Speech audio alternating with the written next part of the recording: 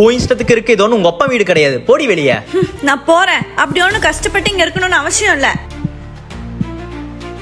விடுமா, நீ பண்றதுதான் கரெக்டு. இப்படி பண்ணாதான் புருஷனுக்கும் உண்மை அருமை தெரியும். அம்மா கொஞ்ச நேரம் அமைதியா இருங்கம்மா, நான் பாத்துக்கிறேன்.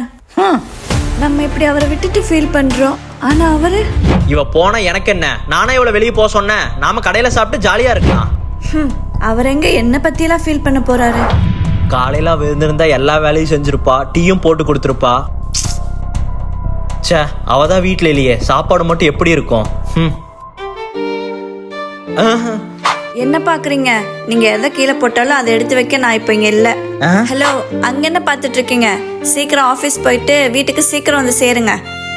பத்திரமா போயிட்டு வாங்க. உங்களுக்கு ஒரு ஆள் இருந்து சொல்லிட்டே இருக்க முடியாது. நில்லுங்க. எத்தனை தடவை சொல்லியிருக்கேன் வீட்டுக்குள்ள வரும்போது கை கால் கழுவிட்டு வாங்கன்னு. மளிகை சாமான்லாம் தீர்ந்து போச்சு, வாங்கிட்டு வந்தீங்களா இல்லையா? என்ன சொல்லிட்டே இருக்கேன், நீங்க எங்க உள்ள போறீங்க?